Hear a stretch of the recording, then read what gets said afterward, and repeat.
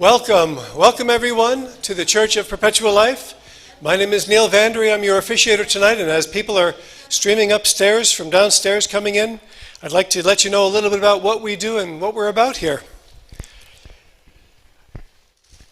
So here at Perpetual Life, we refer to ourselves as immortalists because we seek an indefinite lifespan. Our mission is to assist all people that wish to have a radical, healthy human living, radical life extension. We're working with people around the world. We're having them come to give presentations to find ways to reverse the aging process. And at this is our regular service this month. Every month we have a service, and we welcome you to come to our events as we have them. How many are here for the very first time at Perpetual Life?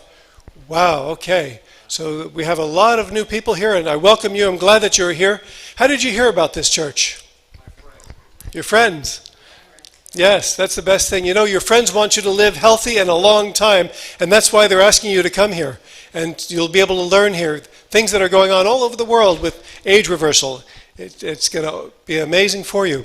I'd like to let you know about our creed. We have a creed I'd like to go over with you. The Perpetual Life Creed: we believe that all life is sacred and that we have been given this one life to make unlimited. We believe in our Creator's divine plan for all of humanity to have infinite lifespans in perfect health and eternal joy, rendering death to be optional. By following our gospel, we achieve eternal life, creating a heaven here on earth. We follow Nikolai Fedorov, who taught that the transcendence of the Creator will only be solved when humanity, in our unified efforts, become an instrument of universal resuscitation, when the divine word becomes our divine action. And we follow Arthur C. Clarke, who said the only way to discover the limits of the possible is to go beyond them into the impossible. And so we enter each day energized in spirit and empowered by the words of our prophets to live in joy, serving our Creator and all of mankind forever and ever. The Perpetual Life Creed. All right. Next month, in March, we have Chip Walters, the author of the book Immortality Incorporated, and he'll be coming to speak on his book, so he'll be here in person. We're looking forward to having him. Don't miss that, March 26th, the fourth Thursday in March, we'll be here again. I'd like to invite you, those of you who are here for the first time may have noticed that we have a couple of bookshelves out in the outer lobby. That is our library, our lending library. You're welcome to check out a book, take it home and read it, and bring it back next month or the month after. And there's some great books in there for you to borrow. So don't miss those. All right. So we're going to get things underway. It's time. I'd like to introduce our first speaker tonight. Dr. Sabatino is a chiropractic physician who also has a PhD in cell biology and neuroendocrinology from the Emory University School of Medicine. He has done extensive landmark research on calorie restriction, stress and aging, and has published a number of major scientific papers in some of the most well-respected peer-reviewed journals in the fields of cell biology, endocrinology, and neuroscience. He has also written numerous articles for lay magazines and journals in the area of clinical nutrition, healthy weight loss, women's hormones, stress management, addiction, and healthy aging. He has been featured in a variety of books, news articles, and cable TV programs, including CNN. Dr. Sabatino is a past member and a prestigious Brookdale Fellowship in Gerontology and Aging. Ladies and gentlemen, let's welcome our first speaker and presenter tonight, Dr. Frank Sabatino. Frank. Thank you. I don't know if this is on. I don't hear it. Can you see? Yes, let me see what we have here. Yeah. Just bring it on. Okay, you're on now. I'm on now. Okay, cool. All right. Good evening. Everybody coming in. I really want to thank Neil and Bill Falloon for inviting me. Bill and I had dinner sometime in the past, and sitting at a little Italian dinner, we got into a kind of a heated discussion about fasting and immortality. We both had a lot of fun talking about that. So I decided to see if I can present some of the information that is tied into that story. And just understand that I am the health director of a lifestyle program in Deerfield Beach, Florida, called the Balance Your Life Health Retreat. We're getting a little feedback here. Can we bring that down just a hair? Getting a little reverberating feedback. Yes, is that better? How is it out there? Everything good? Okay, cool. We're all good. And this is a residential center that focuses on plant-based nutrition, and it's one of the few places in the world that does therapeutic water-only fasting for very serious pathology. I'm going to go through some information tonight at a reasonable level of depth, but then we're going to have Q&A after this, and we can go into as much depth as you want, but I want to kind of present a little bit of a story that will tie some things together, I hope. Anybody in the room at all concerned with how you're aging and getting older? Anybody in the room at all? You're not alone. Immortality and eternal life has fascinated the imagination of human beings for a very long time. From early vampire legends to all kinds of discoveries in the human population. Many years ago, here's a picture of a very famous Spanish explorer 500 years ago, Ponce de Leon, coming with his merry band of Spanish investigators and adventurers seeking eternal life and smooth skin in the swamplands of Florida, looking for the fountain of youth. He got a little disillusioned. They got lost in the muck and mire, so he did what any good tourist would do. He found a good plastic surgeon and bought a condo in Hollywood.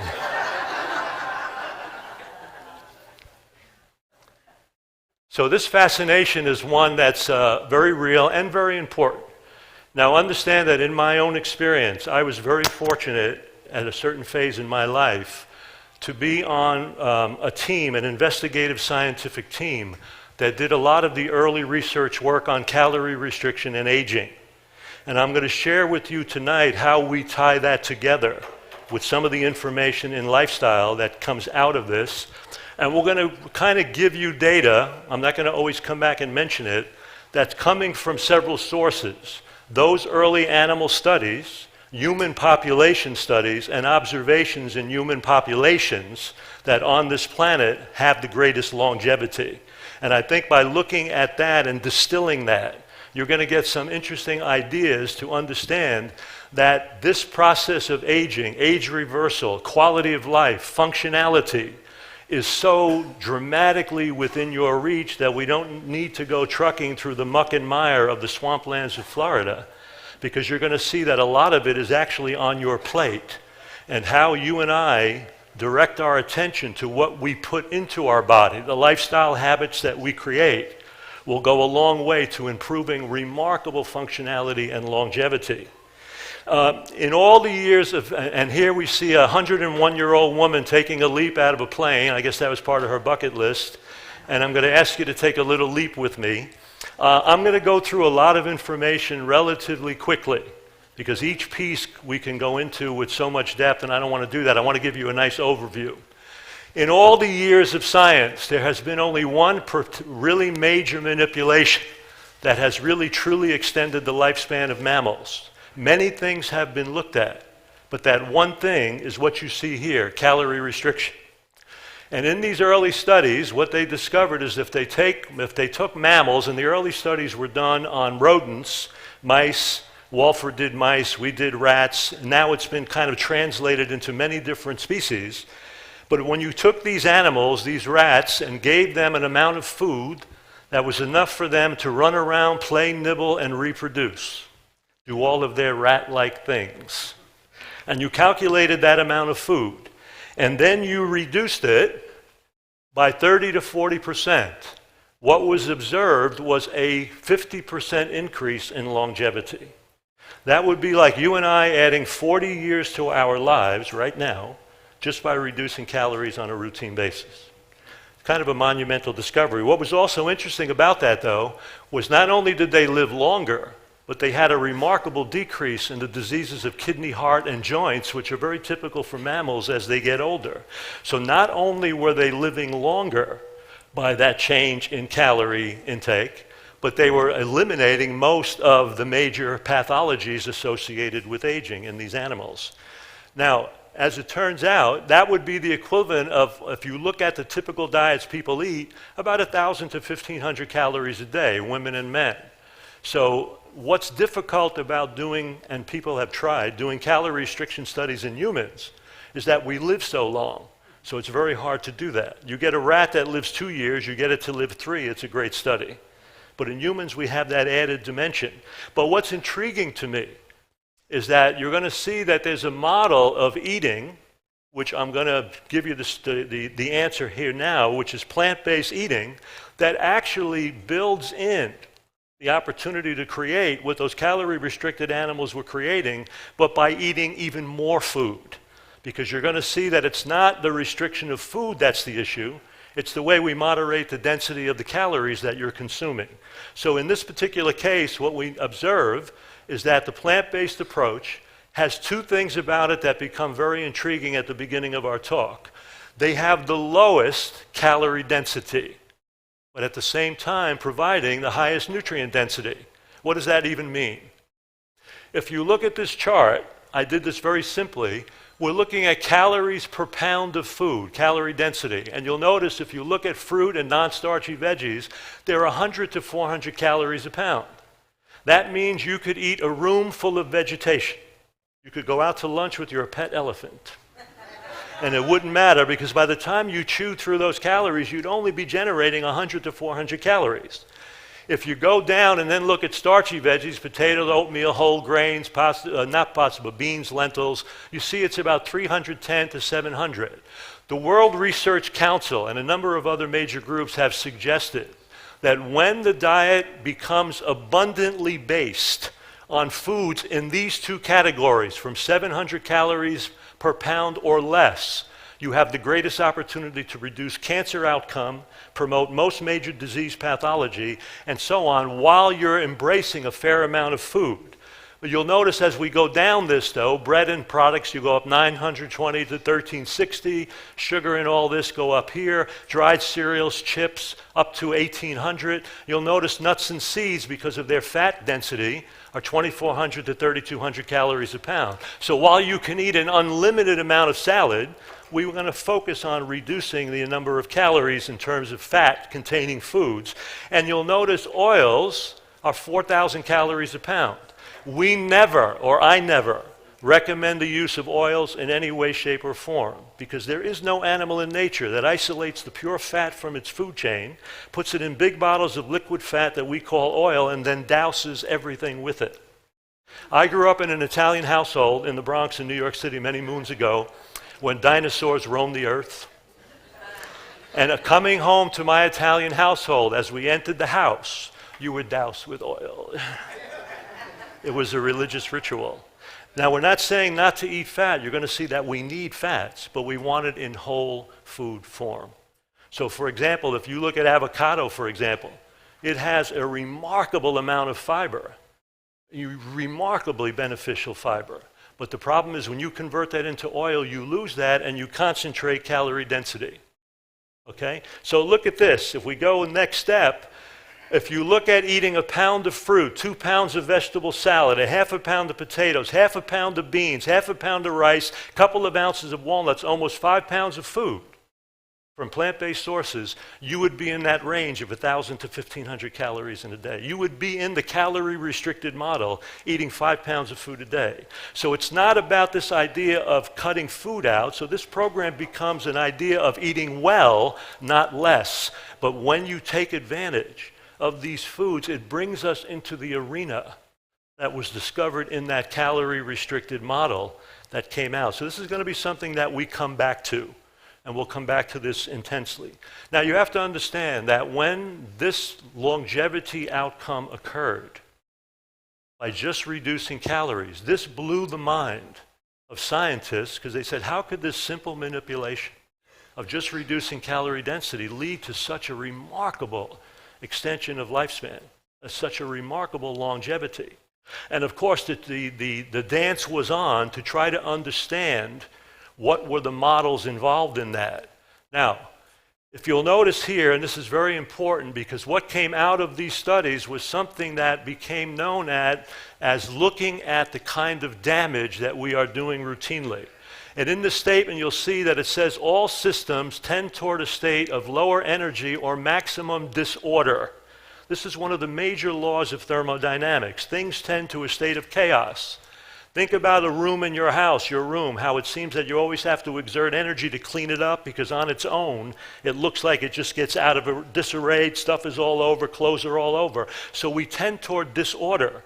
But think about this, the body in its wisdom is maintaining this incredible organization of maximum order. So it's expressing and using energy to maintain order. It's countering the major laws of thermodynamics intelligently. So what it says here, the order, organization, and expression of the body makes it a masterpiece of negative entropy, so that entropic changes in the body are avoided by replacement systems, the wisdom of the body, of all cells, until the rate of damage accumulation exceeds the rate of self-renewal. This has led in the field of longevity, in the field of aging, what is then referred to as the damage hypothesis. Because what this hypothesis is saying, that it's not only important how old you are, what becomes incredibly important is what kind of damage you've done or continue to do in the years that you are. And what that does is that puts that in your ballpark, that puts that back in your hands, because those choices are within your reach and creating that kind of damage. So we're looking at the difference then between chronological and metabolic or biological age. So you can be fairly young at 40 and fairly old at 40 and fairly young at 80, depending on those factors of damage and how they accumulate on a routine basis. So it's when you're looking at wanting to add this, so we want to understand the difference between mean and maximum lifespan. Now, understand the mean lifespan is the average age of a population, and that's affected by infant mortality, how babies are able to survive in a tough environment, all of those kinds of things. Maximum lifespan is really defined as the highest level of age that any species can attain. Now, we've set that in the human population at about 120. I think that's incredibly short-sighted. And we'll talk about that, and I know this particular organization is trying to really address that issue. But it's usually listed at about 120, but the mean is something that's more of an average. And then we talk about the idea that we want to understand that this is about not only lasting longer, but living longer. We want to add life to those years, not just years to our lives. You know, one of the medical badges of honor in this culture is to see if we can just get people to live a few years longer, even if in those years they can't take a few steps without gasping for breath, or they can't get up and do anything that they were really able to do when they were younger. So that leads to what I call this little triangle of functional aging. The human body, every second of every day, is kind of like a tightrope walker, trying to make minute adjustments to all of the conditions of change at hand, all of the chaos, all of the stress, so that it can maintain its balance in the face of change. So in this model, we're talking about what can we do that improves the ability of the body to respond to change. I call that response ability. And as you do the things that eliminate damage, you tend to increase the body's ability to respond to the changing chaos of the environment around you. That will lead to what we call more resilience, and resilience has become a buzzword in the field of aging, that eventually will lead to higher performance. Some of you may have seen a recent movie that's out on Netflix called Game Changers, which is about how this plant-based approach helps incredibly high-performance athletes not only perform better, but what's the other thing that athletes are so concerned about? Recovery time. So we're finding that if you're going to have any approach to extending longevity, to me, that system, that approach, has to be able to improve your ability to respond, has to increase your resilience in the face of change, and has to improve your performance at any age and stage of your life. And when we look at cultures like blue zone cultures and some of the things we're going to talk about that functional performance and that improvement. Now, with that idea, this is my track team. All these ladies are above the age of 80, and they're rocking and rolling. I have somebody in this room that's 101 years old, that Lawrence told me, he's 101 years old, who dances tango 5 nights a week. Yeah, baby. That's what we're talking about. We want to be able to have that function at any age and stage of our life, and it's not just about adding years. You want to be able to perform at the highest level, physically, sexually, at really advanced stages of life. Now, when we look at those models that came out of animal research with calorie restriction, because scientists were befuddled and really just amazed by the process, they did some very deep investigations to look at what are those factors that are showing up in these long-lived animals compared to the ones that don't live as long. And is there something that we can learn from what's helping them have that extension of lifespan? Is there something in that we can learn from that will improve our ability to increase that incredible quality of life as we get older? And they came up with 4 things that we're going to breeze through tonight. Number 1 is what we call inflammaging, the process of inflammation as a foundation for aging process. Then we're going to talk about oxidative stress, glycation and glycotoxins, and then one of the most interesting of all, because it ties to fasting, what we call aging enzymes at a cellular level. But understand that these are 4 things that come out of basic research and basic observation of human populations for how we improve the quality of life over time. And if you'll notice here from Franceschi and company, chronic low-grade inflammation is a hallmark of biological aging, characterized by a 2 to 4-fold increase in circulating cytokines. Cytokines are little chemicals that are produced by the body when the body is inflamed. They serve as a red flag or a buoy or a marker that tells the immune system where to go to heal that process of change. So don't get worried by any of these names, we'll explain all of it. And growth factors, collectively now called gerokines. So the terminology is tied into that sense of aging.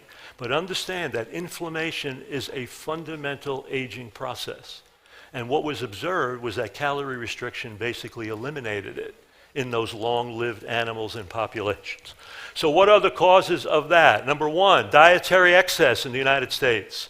You can make the case that it's not so much the deficiencies of nutrition that are the fundamental problem, but the excesses of animal protein, processed and refined fats, and refined carbohydrates, which you see here. All of those wonderful things, all that sweet crap, all of that fried stuff. And what is the problem? Because the body tends to be slightly alkaline in all of its fluids and joints.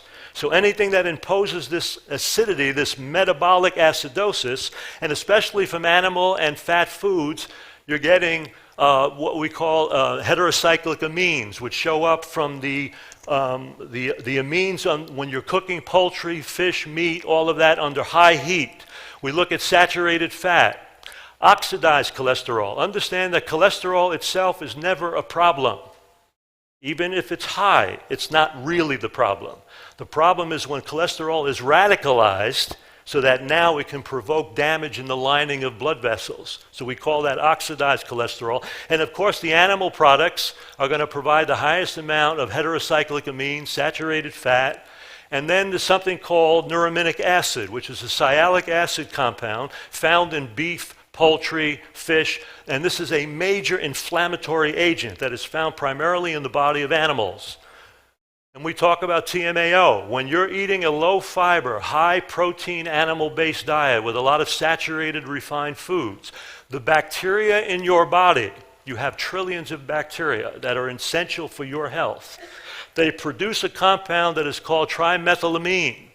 And one of the enzymes in your liver will convert it into trimethylamine oxide, TMAO. Why is that important? Because TMAO may be single-handedly one of the biggest causes of heart disease in human populations. It is devastating. And here's the interesting piece. It is actually preformed in fish. You don't even have to have the human conversion of the enzyme to make it. So when we're eating these foods, understand that you're getting that. And then we've got heme iron, which is a non-human form of iron that has been linked with Alzheimer's. It's been linked with strokes and heart disease and inflammation. And then, of course, the AGEs, the glycation, which we'll come to. But understand that this is a major component for feeding the foundation of that inflammatory change. And it's coming primarily from animal-based foods. Then if we look at fats as another causation in this inflammatory story, we know there are two basic kinds of fats. If you look here, this is just the anatomy of a fatty acid. Don't get lost in it. But what you'll notice is you've got a chain of carbon atoms, you've got hydrogens all around it, and if all of that chain is completely full of hydrogen, that chain is full or saturated. And that, of course, includes everything that looks solid in the temperature of the room. Dairy, meat, fat that marbles that meat that you're eating. Understand that because it's stable chemically, it will also be solid in the temperature of your body. So as it moves through blood vessels, it can solidify on blood vessel walls and play a major role in blocking blood vessels to heart and brain. But if you notice underneath that, if I remove hydrogen from that, that becomes somewhat unsaturated. And that, of course, includes a variety of plant oils, but also some of the polyunsaturated oils. And the key to this is to understand that as we go through this, you'll look at cis and trans fatty acids, understand that all things in the human body have a certain structure. And structure in nature always dictates function. So if you're sitting on a chair, on a bench, if I took one of the legs off of that bench, it would no longer function as a bench. So when fats have their anatomy shifted, in this case from this form to this form, it becomes transformed and it no longer functions the same way.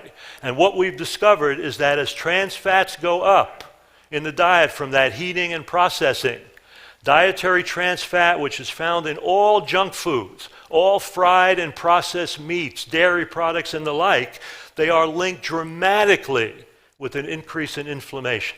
Not only that, they will also increase your susceptibility to bacterial and viral infection.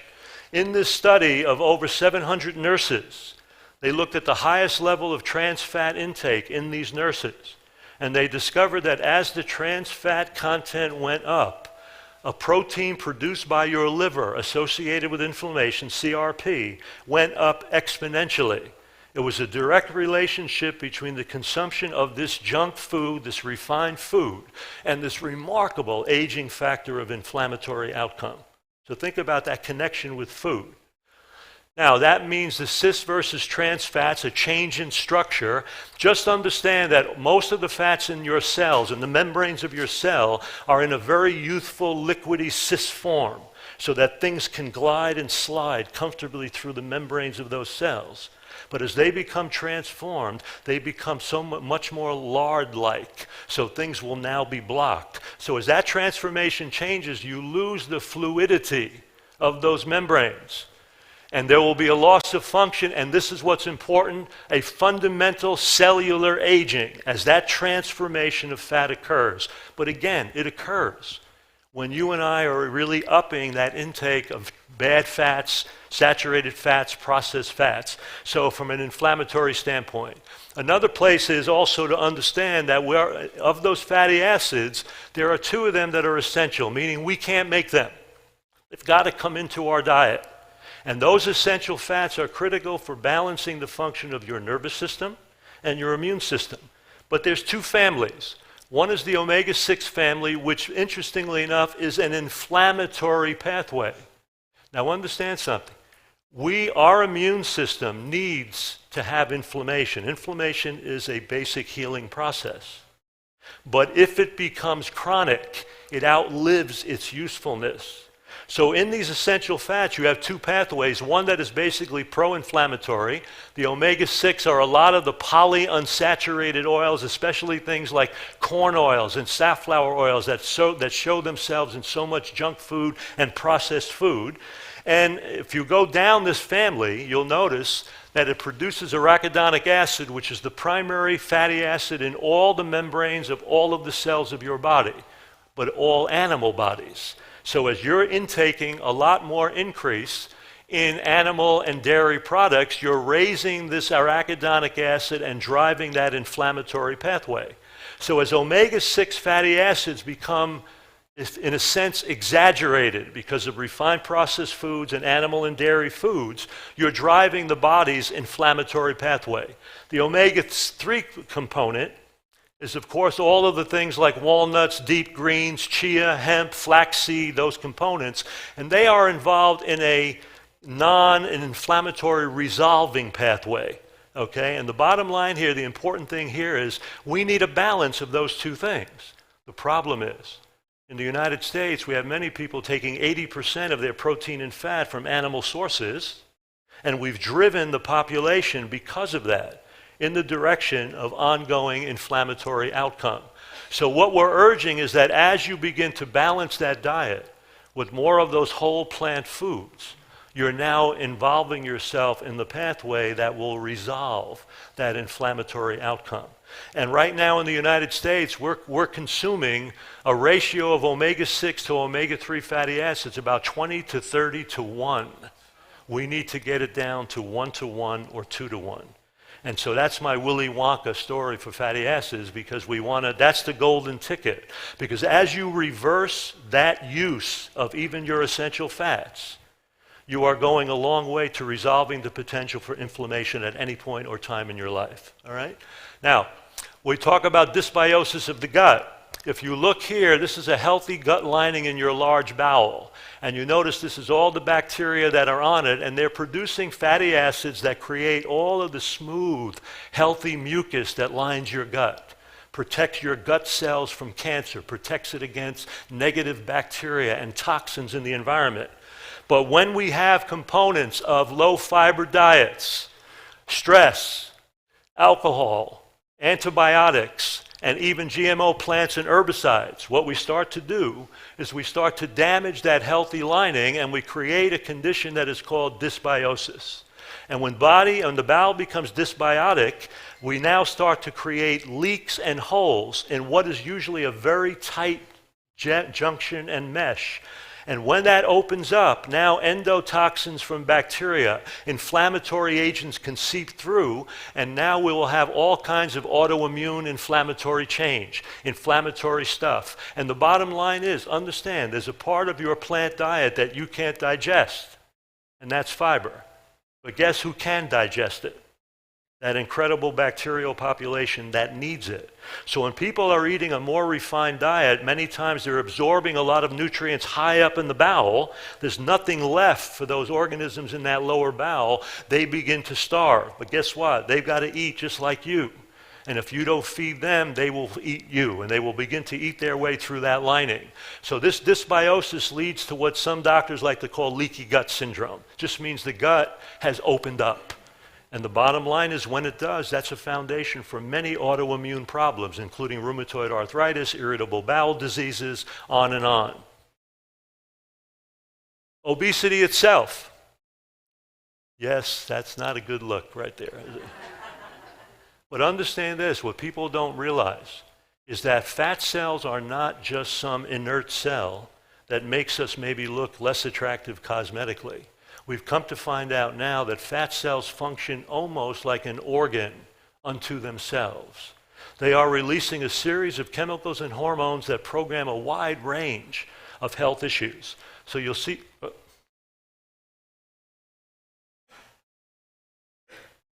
Come on, go back for me. There we go. So fat cells, you'll see, will produce cytokines like interleukin-6, tumor. These are just a litany of those cytokines that fat cells are producing. So fat cells themselves, as body fat goes up, you are increasing the potential for systemic inflammation. Fat alone, without anything else, is a major inflammatory factor. That's why when we have even marginal weight and fat loss for people with rheumatoid arthritis and conditions like that, you see tremendous pain and inflammation completely resolve and reduce. So this is a very important piece, because this is not a non-issue. And we also know that those fat cells are releasing a series of hormones that will also program a wide range of cancers and aging phenomena in the human body. So this is another area where increased obesity is changing that outcome.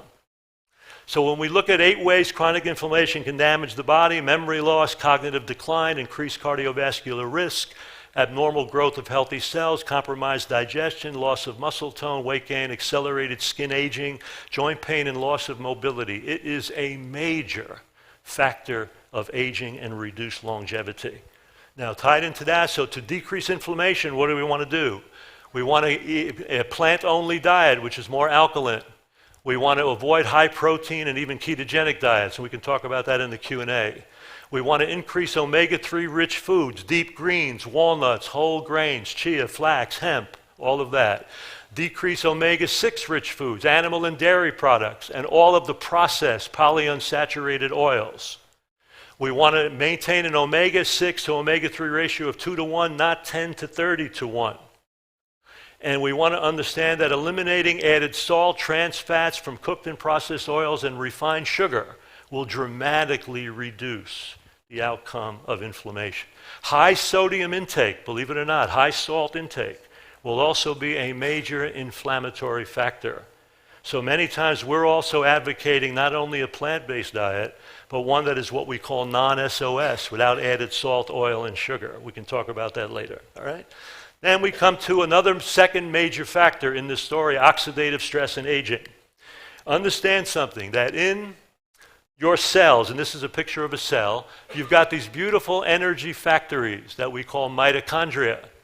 When you and I eat plant-based foods, carbohydrates, the sugar in those plants, in the presence of the oxygen that we breathe, is converted in that mitochondria to all the packets of energy that you and I need to do everything that we do. So carbohydrates are critical for energy production, but you need this good old buddy here, the mitochondria. But understand something. When that mitochondria is producing energy, it's turning over oxygen at a very high rate.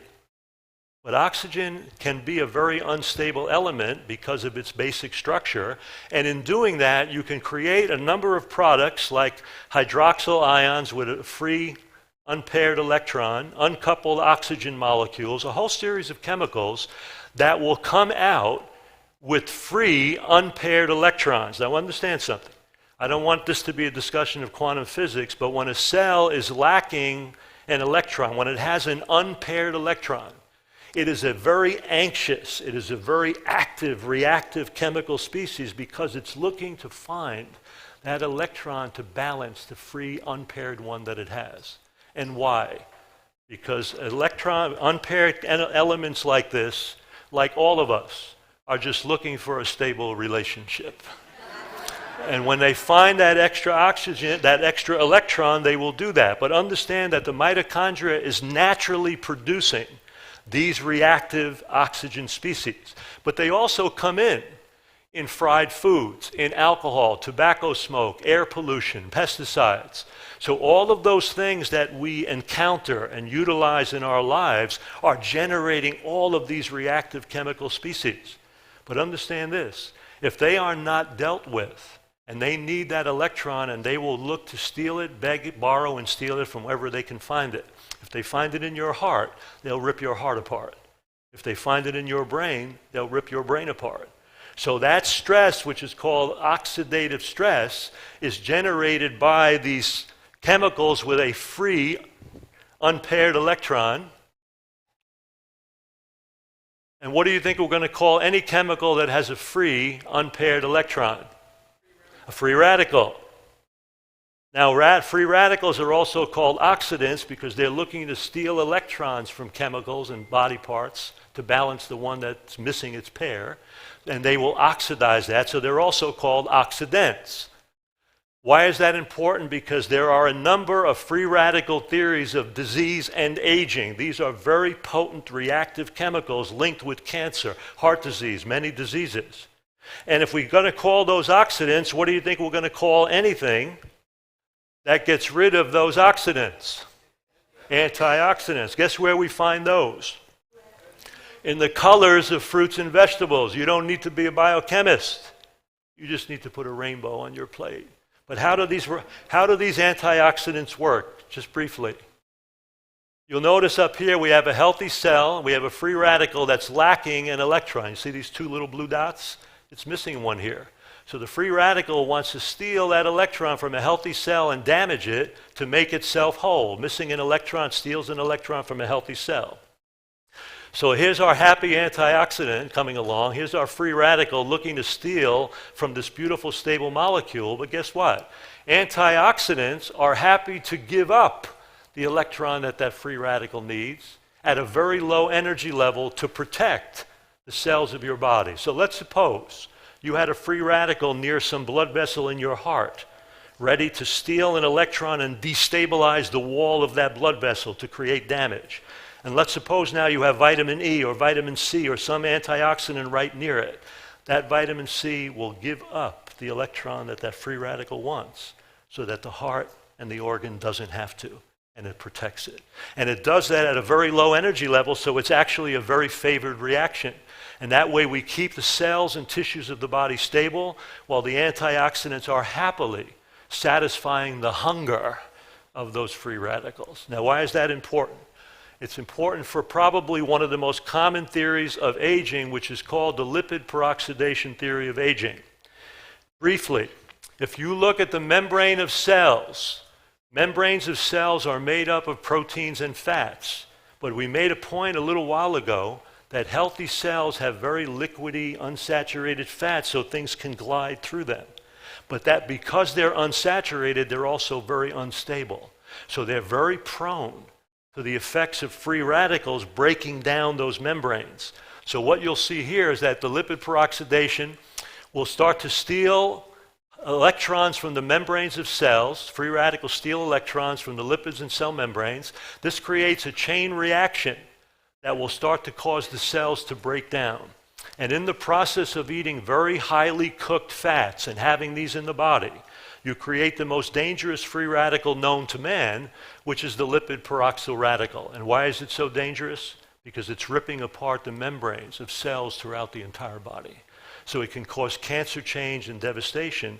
And if you're not eating a lot of highly cooked, high saturated fats, things cooked under high heat, grilling, frying, barbecuing, you're not going to get that. But the bottom line is we want to reduce that transformation of fat, we want to reduce that hydrogenation of fat, and we want to reduce this oxidation. So again, there is a whole theory of aging called the lipid peroxidation theory of aging that is reduced by you just eating in a plant-based manner. So all you need to do is put a rainbow on your plate. You see this beautiful rainbows of fruit. And notice this, a whole food plant-only diet has 50 to 60 times more antioxidant content than any other eating plan on planet Earth. Has 50 to 60 times is what I meant, yes. 50 to 60 times, that's an error. So again, think about this. If your mitochondria are generating these reactive chemicals, if the food you're eating, fried foods, are generating these reactive chemicals, the body produces its own antioxidants. But the help that is provided by eating in a plant-based manner generates 50 to 60 times.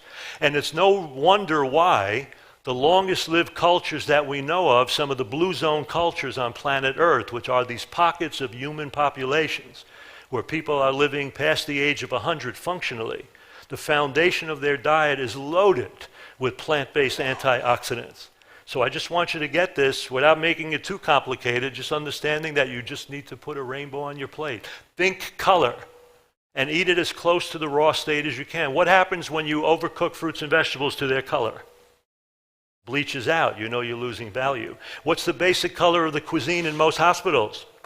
White, brown, and gray. You know it's not happening. We want that color.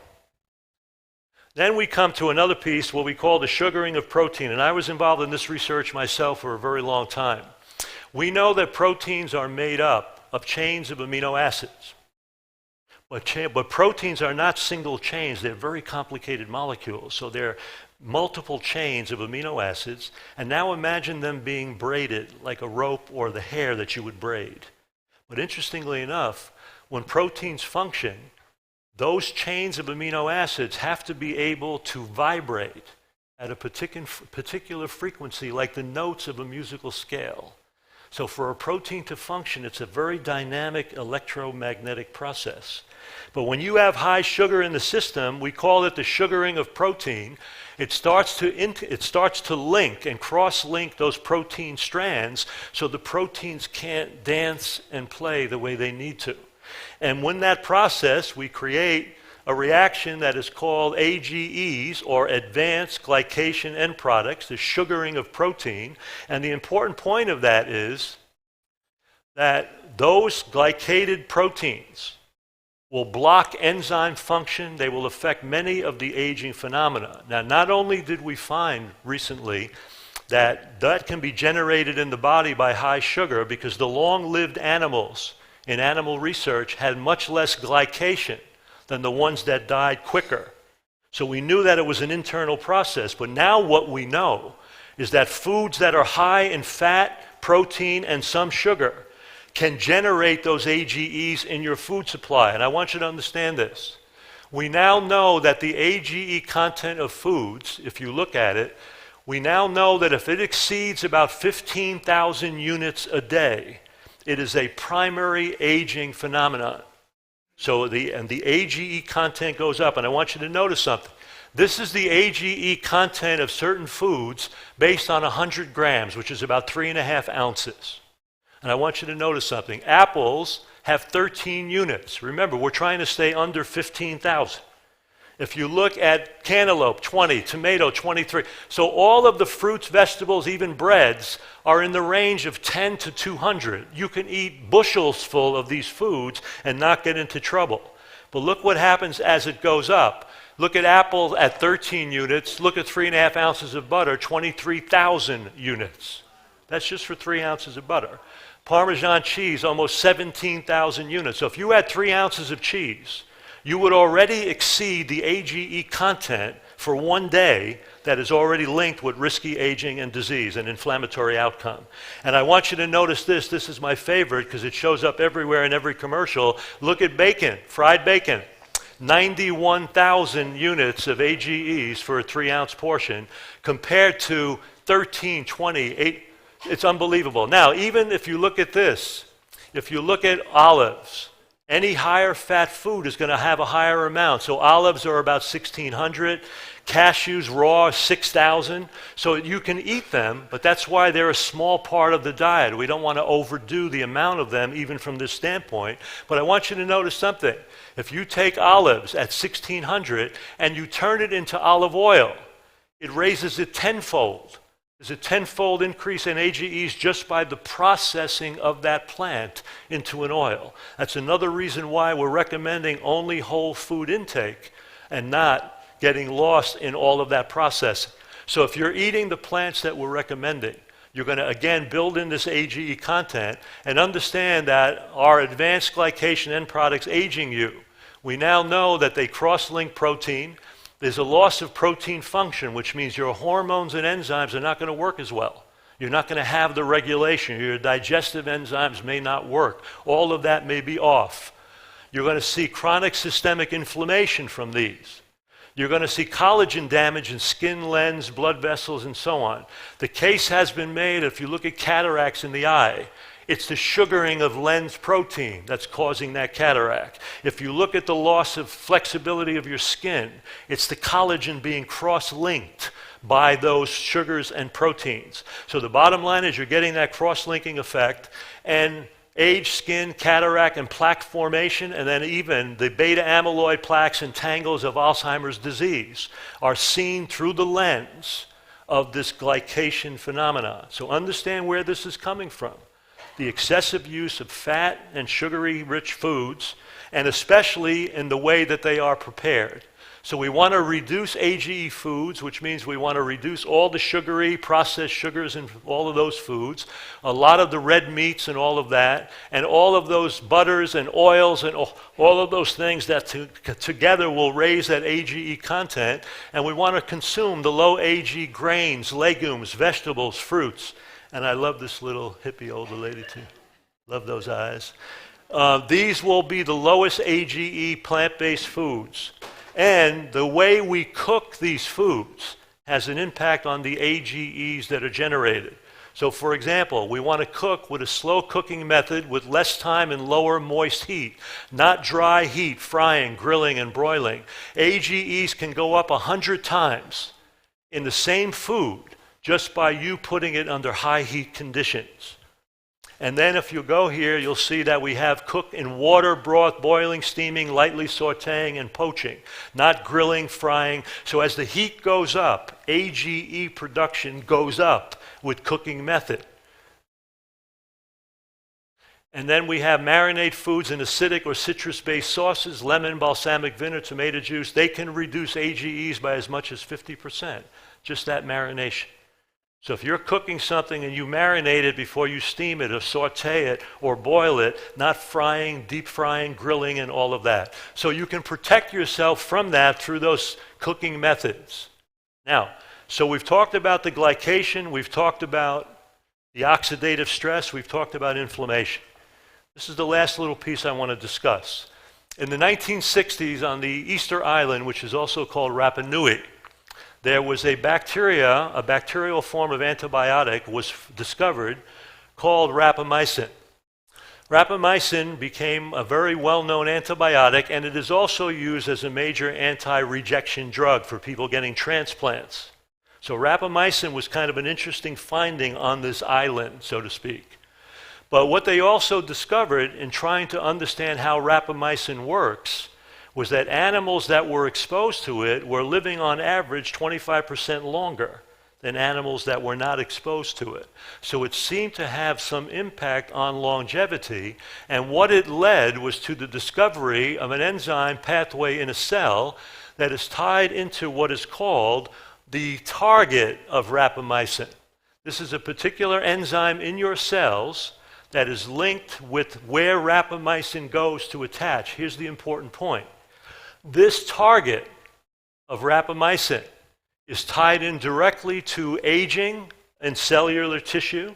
It's tied into the number of cell divisions and the way cells grow and change over time.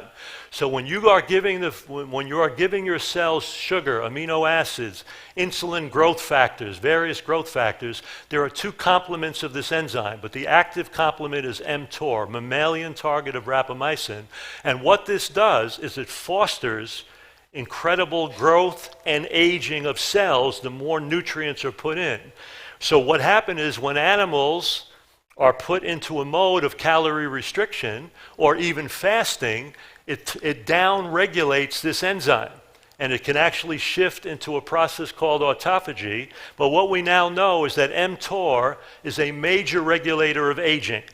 Number two, the inhibition of this increases lifespan. It is the most validated regulator of aging as an enzyme in all the cells of all mammals, like us. Interestingly enough, nutrient availability will actually activate the gene for this enzyme, and it drives cells to absorb nutrients and grow. So it's fostering growth. And why is that a problem? Because when they're growing more, you're getting more mitochondrial activity, more generation of those reactive oxygen species. You're getting more cell divisions, which could lead to more mutation, aging, and change. Overactivation of mTOR will now contribute to tumor and cancer growth and aging. We've seen this, and here's what's interesting. Some of the best blockers of mTOR that will reduce aging and cell division are plants including broccoli, green tea, soy, turmeric, grapes, onions, strawberries, blueberries, mangoes. These are plants that are loaded with polyphenols, phytochemicals, that we now know are directly reducing aging. But we know it at a cellular and genetic level. It's a remarkable outcome, and it's no mystery why populations of humans that are eating more and more of these foods have a much better opportunity for longevity and reversal of aging process. Now, just to wrap that up, there are three major dietary cohort studies that are on planet Earth as we speak. Number one is the Adventist Health Study, which has 96,000 Seventh-day Adventists from North America. It began in 2002 and is still ongoing. There's the EPIC Oxford study of 65,000 human beings in the UK, began in 1993 and is still ongoing. And then there's the Tzu Health Study of Buddhists in Taiwan, which began in 2007 and is ongoing. Here's the important point. People in these health-conscious cohorts eating plant-based foods die about half the death rate of the general population of people eating more typically on this planet. So understand that these massive human observational epidemiological studies are highlighting this incredible opportunity for longevity and a reduction of death rate, what we call mortality and morbidity. And understand this is very important, because the way the medical profession fosters this idea that just living longer or just lasting longer is a real major benefit, what do we see? We see such an extended morbidity. So for all these years, people have this loss of function and pain and disease. The goal with lifestyle is to understand not only can you live longer, but we want to shrink that morbidity. We want to bring it down to a whisper, so that your functionality goes hand in hand with the increase in the years of your lives. Now, I want to just finish up with two separate things, because I know Bill's going to come up and talk next. Many of you by now are aware that chromosomes in the body are capped at the end by a little repeating unit of DNA that we call telomeres. Now, this is a picture of a chromosome that's containing the genes of your cells, and when cells divide, those telomeres have to also divide along with the genetic material. And what we've discovered now, that as cells divide, those little pieces of DNA are protecting the chromosome in cell division. Remember, all cells have a natural lifespan. They have a cell death and they have a cell life, and they're going to go through rounds of reproduction and division. This telomere is kind of like the hard piece on the end of my shoelace that keeps my shoelace from unraveling, what we call the aglet. But what we've now discovered is that as chromosomes and as cells age, the telomere gets shorter and shorter with each round of cell division until that cell dies. So in science, the length of the telomere has been used as a marker for cellular aging. It's a very sophisticated measurement. When Blackburn and her colleagues discovered this in the 80s, they got the Nobel Prize in Medicine for that discovery, and rightly so. Now, in this study, telomere length and telomerase activity, the enzyme that makes telomeres work, were measured in the white blood cells of mothers taking care of chronically ill children, which is one of the biggest stresses that we can measure. So this is a stress management study. So they compared women in their 40s taking care of sick and chronically ill children versus women who were did not have that stress. And if you look here, following that, the telomere length, which is on the top, you'll notice the low stress group had significantly longer telomeres, and the bottom line was the women caring for sick children, their cells aged 10 to 20 years more from the simple act of taking care of chronically disabled children. You think stress has an impact on aging? You betcha. It provokes remarkable aging outcome. And this shows the change in length, and this is also the enzyme activity. You notice the low stress group has more telomerase activity and longer telomeres, so that they are actually reducing that aging process. And we now know that short periods of stress management, 12 minutes daily, meditation for 8 weeks, not only decreased depression, but dramatically increased telomere length and telomerase activity. Stress management technique had a huge impact on promoting longevity and change, even at a genetic cellular level. And even more interestingly, when that meditation was loving kindness meditation, it had the greatest impact on reversing aging of all. There is an entire field that I don't have time to go into now, but the neuroscience of kindness, compassion involved in the aging process is so remarkably incredible right now, and the impact that that is having on reversing aging. And this is another real benefit of eating plant-based from the standpoint of kindness and compassion. It's a nice piece, but understand that power. Now, the last piece we'll talk about is this, the benefits of physical activity. Widely accepted that the ability to deliver and use oxygen by our cardiorespiratory system and skeletal muscle is a strong determinant of health and longevity. We are built to move. We are built to move until you die, if you die, and preferably dying in the act of moving. Now, when you increase physical activity, we're recommending a combination of simple aerobic activity. The long-lived cultures on the planet are involved in consistent, ongoing, moderate activity all the time. But activity will decrease insulin resistance. Because when you have insulin resistance, the body will overproduce insulin, which works like a growth factor to trigger that enzyme mTOR to promote cellular aging. It will decrease body fat. We already saw that obesity and fat was a cause of inflammation. It will increase muscle mass. As we get older, there is a phenomenon that is called sarcopenia. We lose muscle mass. But guess what? Muscles store energy in the form of glycogen. So when you lose muscle mass, you lose the ability to store energy. And you will have what doctors like to call senile fatigue. How many people got older and more tired in the room? Anybody in this room at all? More older and more? So you go to your doc and you say, "Doc, I'm tired." And they like to point out, no, you're not just tired. You're older and more tired. They love to constantly point that out. But they're not telling you how to fix it. And so this is where resistance training, a little bit of weight training, in addition to some aerobic activity, has tremendous value. We see that there's an increase in cellular antioxidants with exercise, an increase in nerve growth factor. The idea that you have been told that nerves cannot regenerate and grow in advanced ages is one of the biggest con jobs and falsehoods in the history of biology. We see changing developmental changes in brain growth in people's in their 70s, 80s, and 90s, especially in response to the kinds of foods we're talking about and physical activity. We see an increase in mitochondria. In this study at the University of Pittsburgh, sedentary men and women on treadmills for 4 to 6 days, 30 to 40 minutes over 12 weeks, had a 50% increase in the number of mitochondria in their quadricep muscles. Remember, mitochondria are what? Those little energy factories. So the more you produce of those, the more you have of those. And when you lose muscle mass, you lose that ability to produce energy. So it's simple activity.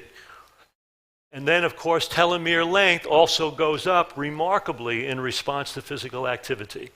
So we know that you want to do something about 150 minutes a week, about 30 minutes of walking 5 times a week, a little bit of weight training, and you got to do it a minimum of at least 4 times a week. Nobody gets a reprieve. The only people that don't get a reprieve are people that what I call can't pass the George Burns orthopedic test.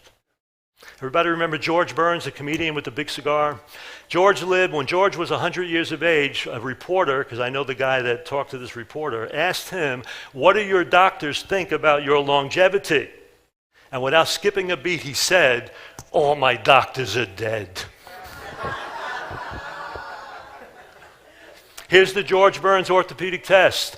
If you put your hands overhead and out to the side, and you don't hit the side of a coffin, you can get out and move. That's the George Burns orthopedic test. All right. Here's the human test. We've talked about blue zone cultures, which are pockets on the planet, basically 5, Okinawa off the coast of Japan, Ikaria off the coast of Greece, part of Sardinia, the Nicoya Peninsula, Costa Rica, and the Loma Linda Seventh-day Adventists in America. These are people that have lived pretty much some of the longest past the age of 100. This is a gentleman on Okinawa that is a little over 100 years of age. Still working, and here's what we know about them. They are fundamentally plant-based, and interestingly enough, probably the best single-handed anti-aging food that they consume are legumes, beans and legumes. The highest fiber content, the best protein source, and it is a fundamental part of the longest-lived cultures on planet Earth. Now, they have family, social support, no smoking, and consistent moderate activity, but the bottom line is, this is a good classic example that wraps up that issue, and this is Scruffy. Scruffy is almost a 20-year-old dog that for the last 10 years has lived as a vegan plant-based animal. Scruffy runs around like a puppy, and I want you to be able to run around like a puppy. Now, here's the thing. I know that we're talking about the idea of allaying death. We talked about immortality. We talk about all those issues, and we want to create a life, a plan, something that makes us want to live those years. You know, I've talked to people and they'll say, "You know what, you told me how I can live longer, what I can do to extend my life," and then they look me in the eye and they say, "Why do I want to do that?" Because it's not just about adding those years to life. There's got to be purpose. There's got to be something that's going to give you that functionality and that desire to want to be here, because this is the greatest gift of all, life. There is nothing greater than life. And when we talk about this idea of living and eating living foods, plant-based foods, and moving away from all of those things, we can see in this model that when we look at animals that age better, with better longevity, when we look at humans that age better, with better longevity in the blue zones, what we're observing is that their lifestyles are fundamentally very simple. They're eating more plant-based foods, they're moving more, they're generating better social ties, they're generating more kindness and compassion and interaction with each other. And that's going to give us the greatest opportunity to also want to go on. One of the real beautiful pieces of plant-based living for me is that it is an approach of kindness and compassion. It has the greatest respect for all life, because we live in a country where animal agriculture process is all about death. They are death industries. And I'm here to tell you that death cannot beget life in any way, shape, or form. And I'm urging you to understand that as you embrace those living principles, as you embrace life on every level, in the way you eat, and the way you think, and the compassion and kindness that you have for all other creatures on this planet, include each other, there's a real foundation of a different kind of longevity, a different kind of process. And this becomes very important because we live in a culture that's trying to change all of this from the outside in with cosmetic surgeries and blistering approaches, when in fact the real hope is within your reach. What you can put on your plate, the mentality of how you approach yourself in this natural world with simple movement and respect for all life and all others, while embracing a plant-based approach. And if you do that, you're going to have a great opportunity to add years to your life, to add life to those years, and have a reason to go on to promote life at its highest level, at its greatest value across time. Thank you so much.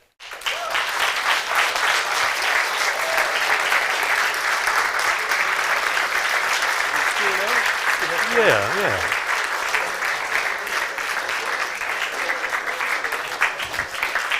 Thank you. Okay, so I know we breezed through that, so we can do a little Q&A if you have some questions, and we can maybe get into it a little deeper if you want. we have time for a bit of Q&A, but I'm going to have my microphone turned on, and we're going to invite the people online also to send their questions in, and make sure that we get the questions on the microphone so that But just people... just a few, because Bill wants to come up and speak, right? We have time, yes. Okay, all right. So we have right here.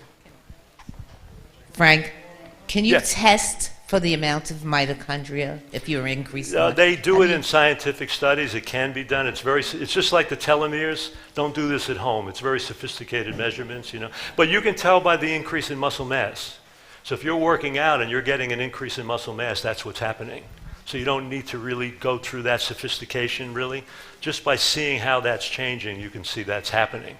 And energy will go with it and all of that, okay? Yes? Question. Yes, with all the communication today through the TV, through the phones, the average age now in this country has dropped close to a year due to the opioid crisis. And people today just aren't taking advantage of any of the health that goes on. There are other things in their life. Well, I think there's a combination of things. I think that's partly true, but I think you're also seeing more and more people embracing lifestyles that are a little more supportive. We're seeing people with even more spiritual and emotional concerns now. You see that as we get more trodden with information processing at the high speeds that we do. I find it interesting that you can't get on a line at a supermarket without seeing some book about mindfulness or something that is taking people into realizing that they've got to address some other issues in their lives. You talked about the concentrating the oils in plants. If you juice, is juicing good, like wheatgrass and stuff like that? Well, the thing about juicing is that, and we know that this for longevity, one of the most important factors is fiber. And when you do long-term juicing, you're eliminating all of that fiber. So for me, that's not the best approach. If you're going to do something like that, I think doing something like smoothies is better because you're using the whole food. And I think the more you embrace, now don't get me wrong, at our place we'll do short-term juicing programs, detoxification programs, so they have a value. I just think that that's not how we are meant to take nutrition, because sometimes you're concentrating nutrients a little too intensely, you're removing nutrients that we really need, like fiber, for example. If you look at these blue zones, they're in the range of 90 plus grams of fiber a day. Their fiber content is so much higher than what we would normally even think about consuming in the West. And so I think that you lose some of that when you try to do it that way. So I would do that not very often. I would do that for a very short term. And if you wanted to do something like that, I'd rather see you do smoothies or do some short-term fasting or something in that regard. Yes, there. Over here, actually. Oh, you got the mic. Okay. Hi, I have a two-part question. Okay. First part is, why does cooking at high temperatures increase the age content? Second part is, if you cook at low temperatures, is that safer and prevent the increase of Yes, that was my point, that the lower temperatures will prevent that. The higher temperatures cause a whole series of reactions like hydrocarbons. Like if you take any browning of food, and you put it under high heat to brown potatoes or anything, what will happen is that browning is acrylamides, there's a whole series of chemicals that occur with the charring and burning at high heat. So the heterocyclic amines that are in meat, because of the things like the basic building blocks of these of the animal bodies, like creatinine, will be converted, and we find that there's more cross-linking of sugar at higher temperatures. And that's what makes the AGEs. It's a sugaring effect. So the charring, the burning, the high heat cooking causes more of that modification of fat, protein, and sugar than it does at lower heat. And we also find that the dry heat does that. So that's why cooking in more moist environment, steaming, boiling, sauteing in liquid, things of that broth, things of that nature. We just don't recommend cooking with oils. We recommend sauteing in broth and things of that nature. Yeah. There's a question? Yeah, I've been a pretty high consumer of virgin coconut oil to the tune of 2 or 3 tablespoons a day for almost 15 years now. Is that not a good thing? You're gonna hate me when I give you this answer. Okay, because my lipid profiles Coconut oil is 85% saturated fat. It is probably worse than animal fat. And so I know all the vegans, and that's what happens in the room every time I say, you feel the air go out of the room. The truth of the matter is, for the longest time, people thought that was the panacea in plant-based eating, coconut oil. We're recommending you eat coconut. The coconut oil will raise cholesterol levels and things quicker than even animal products will. I mean, I'm being honest now. Well, that's good. I'm just saying that it's incredible saturated oil. So frankly, again, what you'll find is that as you move away from these foods, you find that you really don't need oils at all. And if you're taking them in whole food form, it builds in much better protection. But coconut oil is devastating. I can't hear her. She said you look fantastic. Oh. Oh, yeah. Two things. What do you think, if you've already done the damage in your knee, is stem cell injection or whatever they do with stem cells that? If you've got bone on bone, it's probably not going to change a whole lot. But if you don't, there's a good chance that it may help. So, we know PRP injections, things of that nature. But the truth of the matter is, a lot of that damage and destruction that's going on in those joints is very food related. And so the bottom line is, when you put people on anti-inflammatory diets like we're talking about, you'll be shocked at how much the pain changes, the architecture changes. The key is how much damage has already occurred. And sometimes you may need to do these additional procedures that are helpful, and I'm not ruling them out, but even if you do that, I would definitely follow up with this kind of an eating plan. And you'll find that you'll get that much better a result from all of it. Also, you didn't mention about the fasting on water only. I didn't talk about that. A couple of words on that. I can't. Well, what do you have a question about it? Because I've only supervised about 10,000 water fasts. And how long? Over the last 40 years. How long does the we have at my benefit? place, the longest one we've had is between 21 and 28 days on water that we've done. And the lowest? 5? And the lowest can be 3, 4, 5 days. But usually what happens is you've got to get at least into the 3rd day, because that's when ketosis really starts. You've got to really deplete the sugar reserves in the liver, which is about 24 to 36 hours, and then you get into that. And then between day 3 and 10, you get a steady escalation of using body fat as an energy source. And that ketosis also leads to a little process we talked about called autophagy. We talked about the mTOR enzyme in the cell. That actually cuts down, gets cut off. When that's down-regulated by starving the cell, the autophagy kicks in, which is really a house cleaning function of the cell. So the cell, if you think about it, we talked about mitochondria, we talked about all that stuff, but as cells age, those organelles within a cell are getting run down. Sometimes they're overproducing free radicals. So the cell wants to have the opportunity, if it's going to be more youthful, to clean that debris up.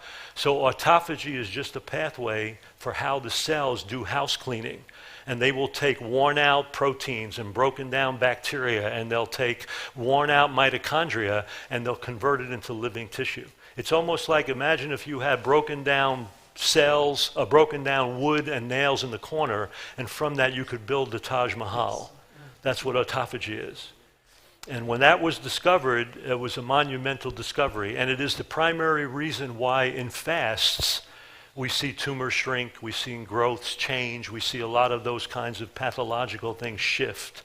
The body is dissolving those things, taking from them what it can use to feed the cells under the stress of nutrient deprivation. Make sense what I'm saying? Okay. Question back here. Yeah. Hi there. I'm a meat and potatoes lady, which is very bad. Oh, I love sorry. you, honey. I love you. I love to eat it, but that's not good. And I just learned about bacon, which I love, so bacon goes out. Bacon is one of your food groups, right? I love that. Yeah, but, okay. But with everything. But with water, no. But fiber, I take fiber pills, and I take vitamin E, and I take lecithin, I take fish oil, everybody's oil I take. You take everybody's oil. Yes, including the fiber pills. Is that good? Remember what we said at the beginning, that one of the problems was not deficiency as much as nutritional excess. Right. You cannot solve a problem of excess with supplementation. There's only one way to solve a problem of excess, and that is to reduce it. Now, once you reduce it, there may be some additional need for some additional nutrient that you may get in supplemental form. But if you're creating pathology from eating too much animal protein, refined fat, and all of that, unless you take that out, it's pretty much an illusion that you think you're going to compensate for that with supplementation. It ain't going to happen. So the more you can make some simple changes, as you move forward, I think that'll be a big help. The fiber pills? Can I take fiber pills? I didn't hear the last part.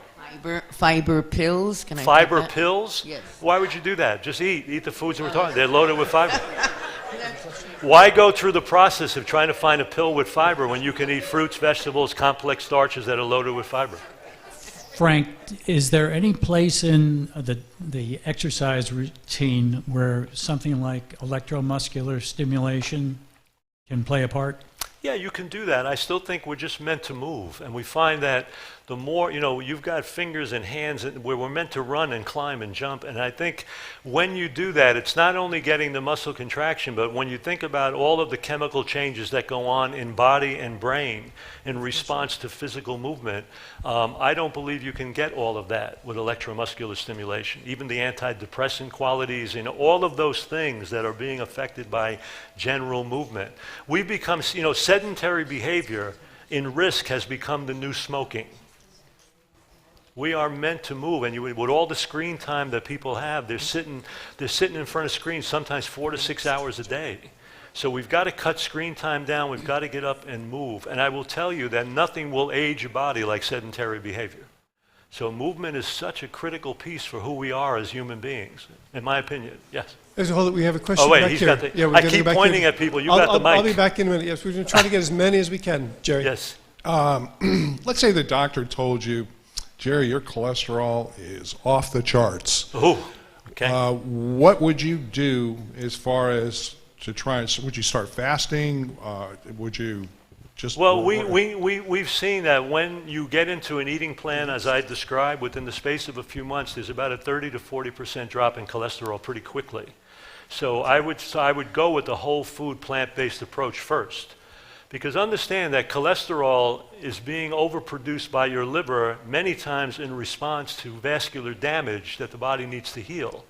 You're not addressing the cause of the problem, you're just looking at the liver overproduction, so people go on statins. But it's not the it's not the cholesterol number that's most important, it's when cholesterol becomes oxidized as a free radical that it becomes problematic, and that's where the animal foods and things like that are doing that.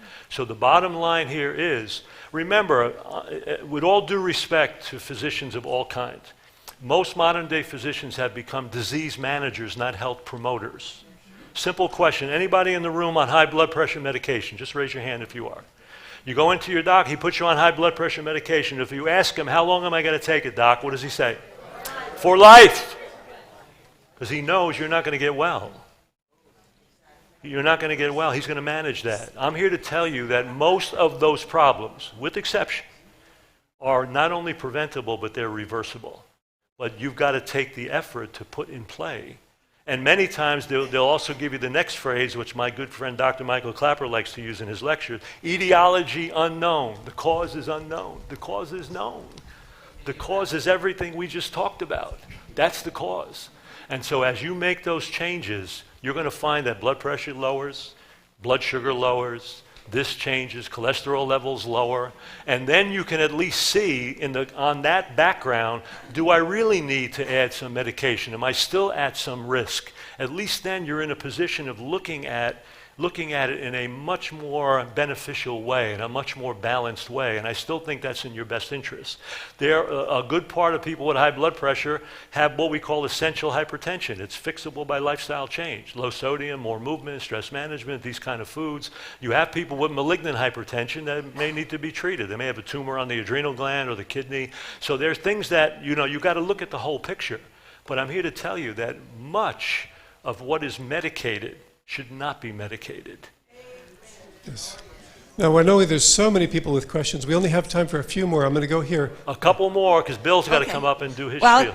Doctor, thank you so much for your informative and knowledgeable presentation. I learned a lot. Thank you. Just two quick questions. Yes. One is that what would you recommend for me, turning from 40s to 50? Yeah. And what would you recommend, what's the preventive ways to slow down the aging? And secondly is for the eyes. I notice my eyes, I think it's getting gray circles. So what would you recommend? Well, honey, I don't know what the cause of all of that is. You need to check that to make sure there's not some underlying pathology. But as far as reversing and slowing down the aging process, this is it. Bottom line. Look, I'm going into my 8th decade. Say that again. And the bottom line is, I'm here to tell you that I still walk 9-minute miles. I still do everything I did functionally, sexually, I did 30 years ago. Nothing changes. I'm telling you that it will slow down, but you've got to do this. The last animal products that I've had were over 45 years ago. So I've been plant-based close to 45 years plus. I raised 5 children that way, and they are now 26 to almost 40. They never had a pediatrician visit. They went to public schools. They were exposed to all the same viruses, bacteria, and everything that kids are exposed to, and they never needed any of that intervention. I'm just here to tell you that health is built by healthful living. Age reversal is built by factors that don't promote aging. And so the bottom line is everything we spoke about is all in that ballpark, and I'm urging you just to put it in play, just to put it into practice. Okay, we have one question back here. How do you produce enzymes? How do you produce enzymes? Genetically.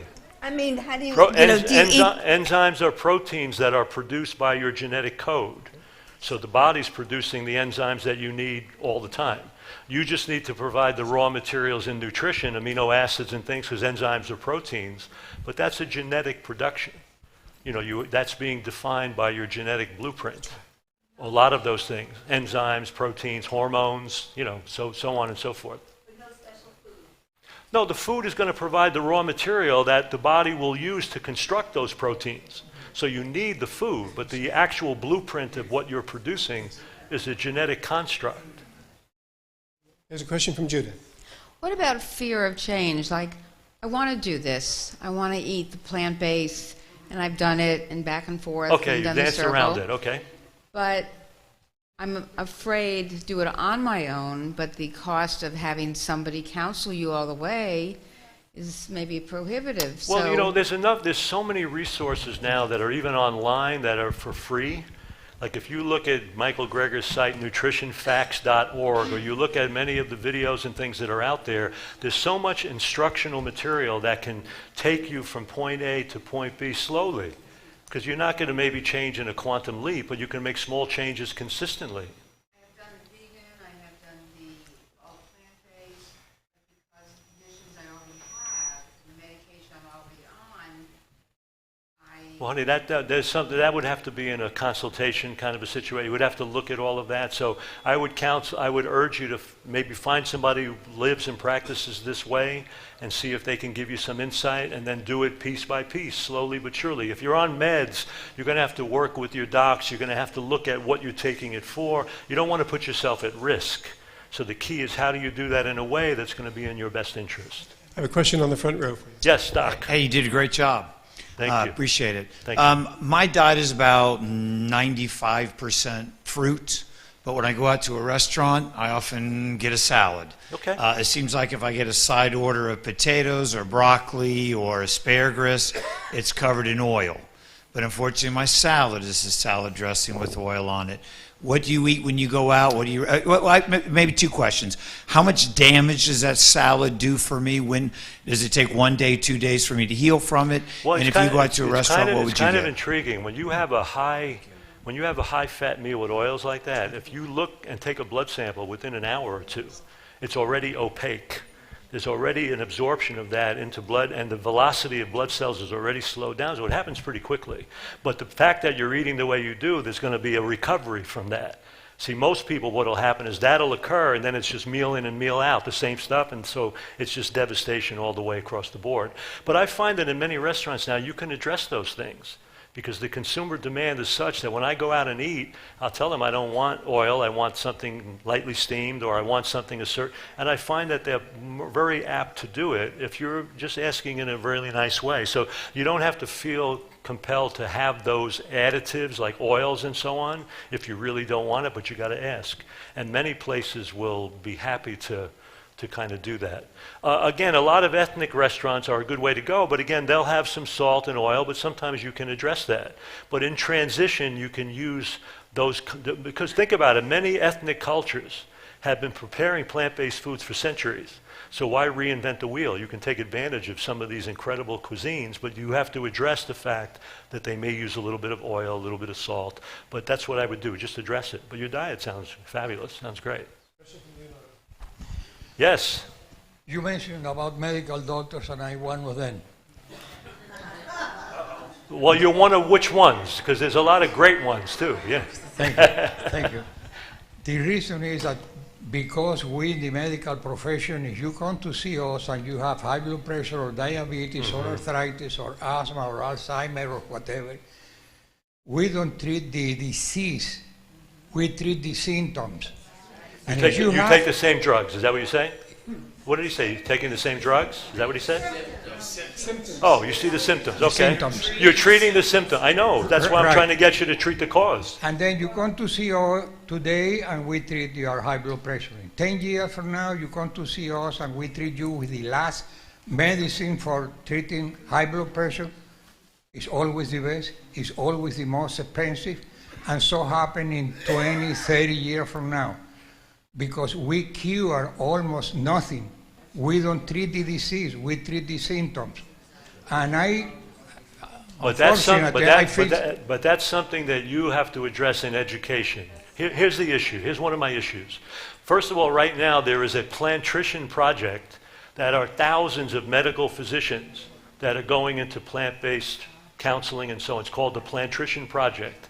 My good friend Michael Clapper has an organization now called Moving Medicine Forward, where he only goes into medical schools and is teaching medical students this because that's where it has to change in that mentality.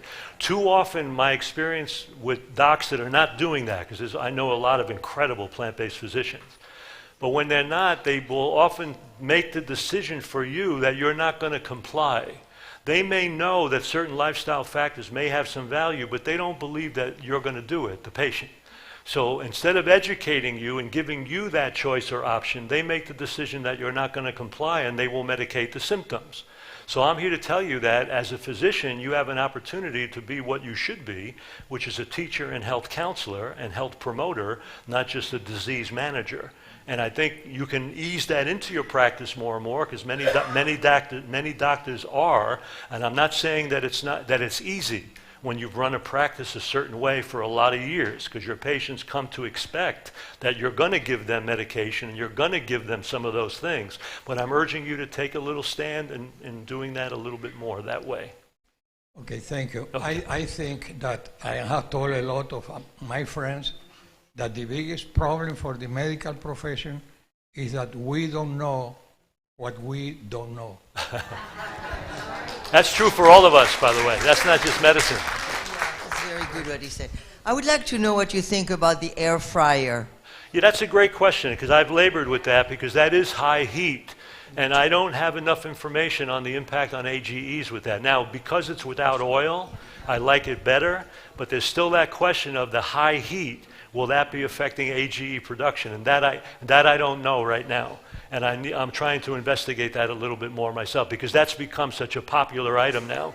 You know, Instant Pots and air fryers are like, you know, the two big pieces of equipment now. Question back here. Hi, I have 3 questions. First one, what's your percentage of raw food in your diet? Of raw food in my diet? Probably 80% or so. Awesome. I like, for me, what happens is I like him, I eat a lot of fruit. I like a lot of fresh vegetables and salads and so on, but I do eat cooked starches, so I like, because it's stable. So I like sweet potato, I like quinoa, I like those kinds of things. So I would say it's probably 80% raw and 20% cooked, somewhere in that range, maybe even more sometimes, depending on the day.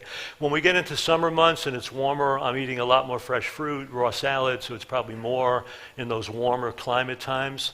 And then in winters, it's maybe a little bit more cooked starches, but it's a lot of raw. And, you know, but to me, if you notice, the big issue for me is keeping it in that calorie density model of 700 and below, making that 80 to 90% of the total diet. And we know that that will reduce weight, will reduce cancer risk, it will reduce a lot of stuff that way. How often do you water fast? I don't water fast a lot because I pretty much live this way. I mean, when I really feel run down or I feel like I've gotten kind of out of whack a little bit and I just naturally am not hungry, I go by my natural appetite too. So if I'm not hungry, I don't eat. So I can skip food too. But there are times when I'll do a 5 or a 7 day water fast if I'm in a juncture point or a transition for something in my life.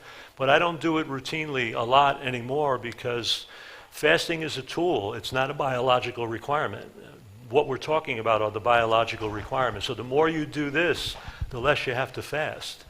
But it is a remarkable opportunity to heal pathology when other approaches have not really get to the cause. And again, understand that all living things have a long history of being able to go for very extended periods without any food intake whatsoever. My best story, I had a friend in New York who's a physician, and one year he decided, this will give you an idea of how much we get preoccupied with food. One year he decided to eat every other day. So I want you to put that in your brain for a second. That means that year he only ate 6 months. His weight stayed the same, his energy was great, he did everything he needed to do. So when you think about how much we get so preoccupied and obsessed with food in a country like ours, and you see a man like that only ate 6 months that year and did just great, it kind of emancipates you a little bit from the idea of how much preoccupation we have with food. We have one back here in the back of the room. Yes, way in the back. Yeah, I just wanted to say something that you said about the rainbow, the colors of the rainbow. Yes. There's a short saying you can remember this way for everybody. Roy G. Biv. You heard that expression? Yeah, I remember that. That's the color spectrum. Yeah, yes. the color sector. And the second thing is that I think that people should realize the old saying, you are what you eat. I think there's a hand right there.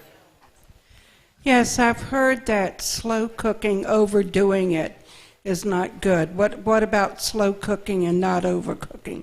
Yeah, that was one of the things I put on my slide. So the slow cooking methods are far better. And again, slow cooking at lower heat and in a moist environment. Think of those three things: slow, moist, and low heat. And that will dramatically reduce the AGE production from food cooking. Question back here. Quick question. I have to know what I'm going to put on my overnight oats. Oat milk? Almond milk? Oh, what do you want to put on your oatmeal? Is that what you're asking The me? overnight oats. Overnight oats. You can do cold. it with water, or you can put an unsweetened almond milk or an oat milk. You can do any of those things. Even water works. You don't like water. I like that. Okay. All right. Tough crowd. She doesn't like water. Okay. All right. Okay, we're running out of time. I'm going to do one or two more questions. Here you go. That's fine. I enjoyed your talk very much. Thank you. I was interested in aging and driving in the country, and I saw this very older man on a porch, rocking chair, and as I talked to him, I wanted to know about his lifestyle, and he said, I have barbecue food all the time, I love animal fat, I pretty much chain smoke, I really enjoy drugs. I was just amazed, and I said, by the way, how old are you? And he said, 16.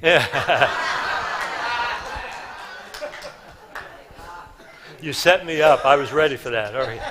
Mandy, pass this over.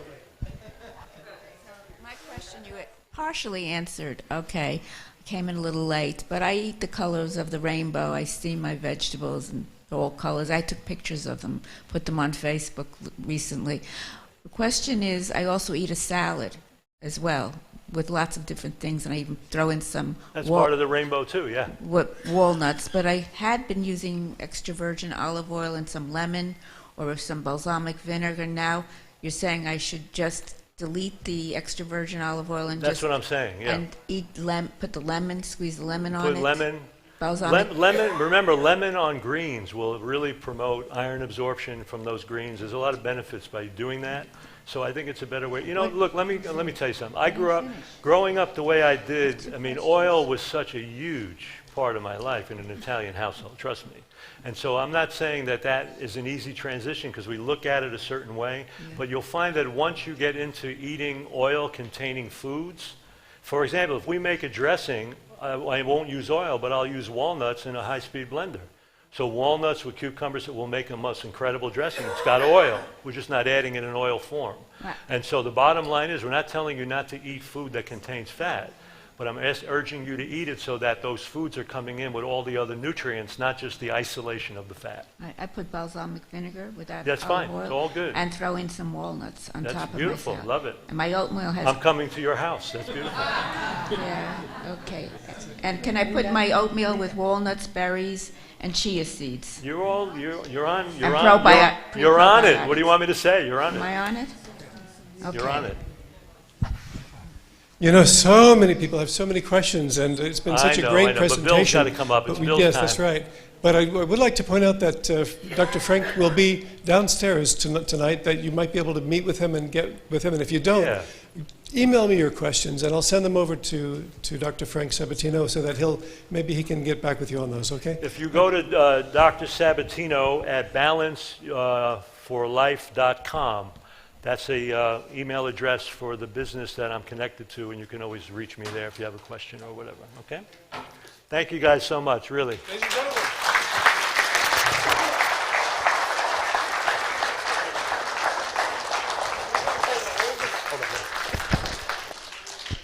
We have another presentation coming up now, and before we do, I'd just like to reiterate that this whole presentation, the whole presentation this evening, has been recorded. So you can watch this again. You can watch it again on our YouTube channel. It's generally posted immediately after our event. So if you go home tonight and you want to watch it again, you will be able to do that. And you can also share that to your friends. All right? And sometimes we get the PowerPoint, and we're able to put the PowerPoint on our website where you can access that and watch the PowerPoint while you're watching the presentation. So please keep that in mind. Also, again, next month it's going to be March 26th, where we have Chip Walter from Immortality Incorporated that'll be speaking, so don't miss that. And next month, bring your friends. So you did, didn't you? Many of you did. So how many here are for the very first time here? All right, so glad to see so many of you, and I'm so glad that you're bringing your friends over to our events here at Perpetual Life. I'd like to introduce our next speaker. And our next speaker is the founder of Perpetual Life. He's worked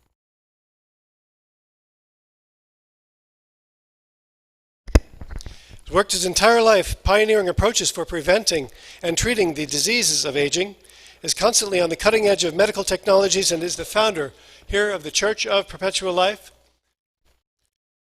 I believe we're ready? Okay. So let's welcome up our next, not quite yet. All right. Again, at the end of the event, you'll be able to speak with our speakers. Let's welcome up the founder of the Perpetual Life, Mr. Bill Falloon.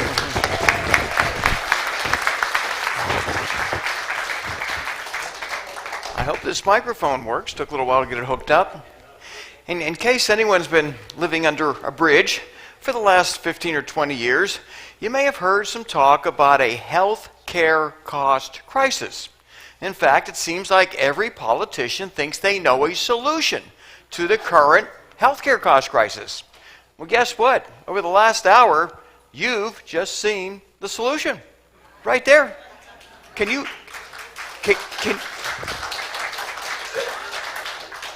imagine if only 20% of the American population adhere to just part of what Dr. Sabatino is advocating? Just part. Well, we'd probably reduce healthcare costs enough so it would no longer be a crisis.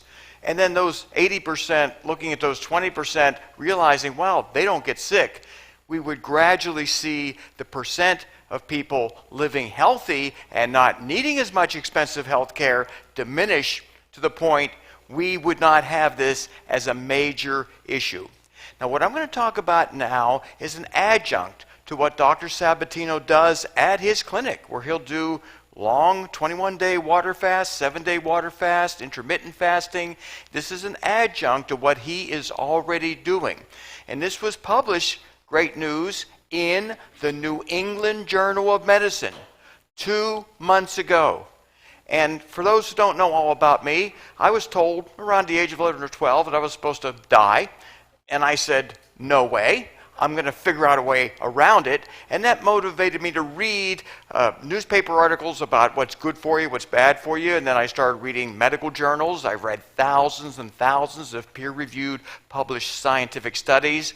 But this particular article, and we're going to give you a link to it, by the way, is probably the most significant scientific study I have ever read as it relates to practical implementations you can make today that will dramatically reduce your risk of degenerative illness and extend your healthy lifespan.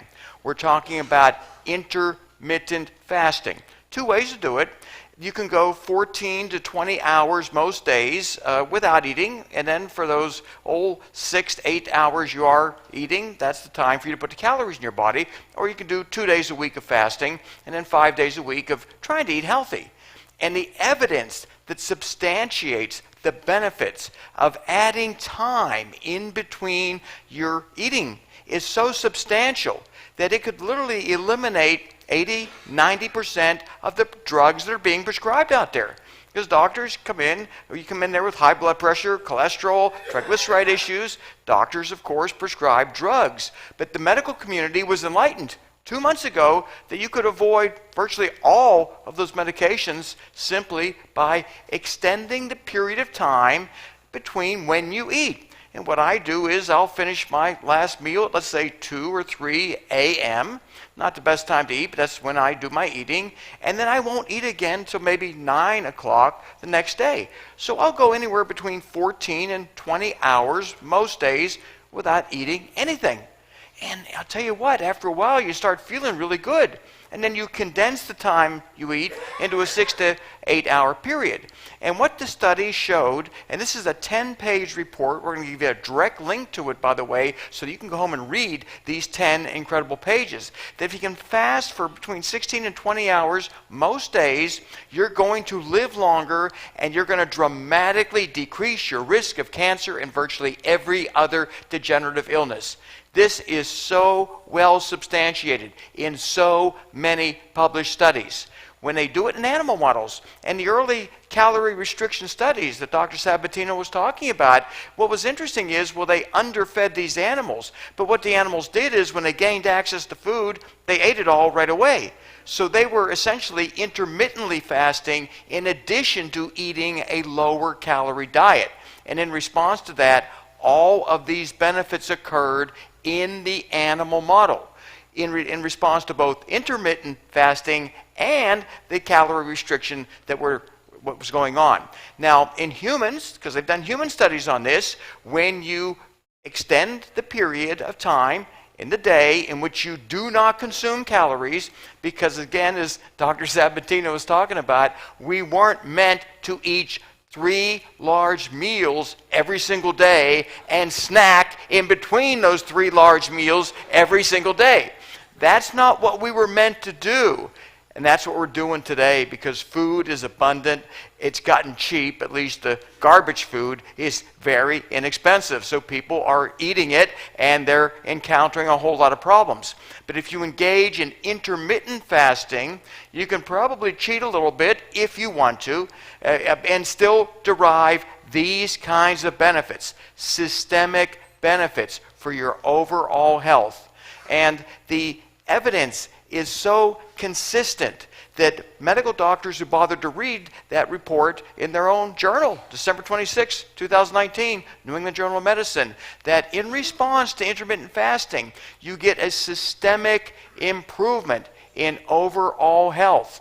And as was discussed earlier, the mechanistic target of rapamycin, mTOR, and that stands now, that acronym, for 2 different explanations. It was originally the mammalian target of rapamycin, and nowadays more and more scientists are referring to it as the mechanistic target of rapamycin. But if you undergo intermittent fasting, this is between 14 and 20 hours most days, whatever you're comfortable with, you stimulate that autophagy. That's the cleansing of the accumulated metabolic waste products inside your cells. You are going to cleanse your cells by intermittent fasting, by inhibiting mTOR. You're going to promote autophagy, remove the cellular junk, and improve cellular functionality.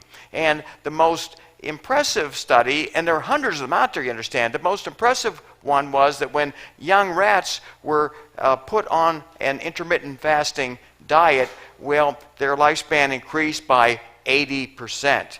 Now, the average of these kind of studies is about 50%, but this particular one showed an increase of about 80%. That is absolutely incredible. And humans, when they intermittently fast, you look at what's plaguing modern man, the obesity, dyslipidemia, hypertension, inflammation, insulin resistance, all of that goes away when you elongate the period of time, most days, where you're not ingesting calories. And one study found that fasting insulin, which is something you don't want too much of, decreased 57% in response to intermittent fasting. And to put into context how important I feel reducing fasting insulin is, starting around the year 2000, our group, one of our groups, we invested over $4 million trying to isolate a compound that we knew that worked. We just weren't able to make it. And the beneficial mechanism of that compound was to reduce fasting insulin. The compound never was developed. I don't know if it ever will be developed, but you don't have to worry about that. If you engage in intermittent fasting, you can reduce your fasting insulin by about 57%, and that is incredibly beneficial. Now, bear in mind, this entire PowerPoint presentation will be on the website of this group, so you can look at this particular PowerPoint slide and realize that every single metabolic disorder that is afflicting modern man has to do with the fact is we're putting way too many calories in our body and doing that in a consistent manner. We don't miss meals. We just don't do it. If we're running late for something, we'll stop at a fast food place and eat on the way to the next appointment. Even though we may already have had a big breakfast, a lunch, and we're thinking, need to put more food in my body.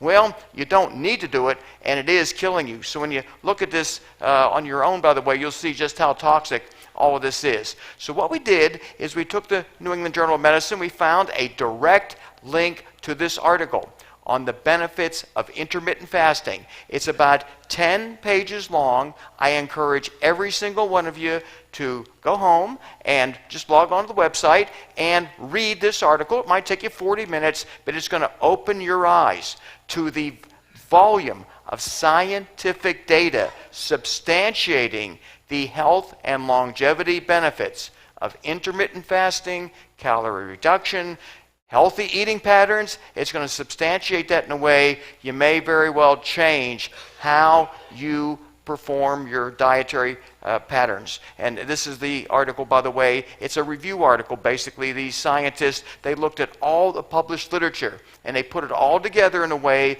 that got published in a prestigious medical journal. It didn't get recognized in the media the way it should have, but then again, December 26th, busy time of the year, people thinking about a lot of things, including over-ingesting calories.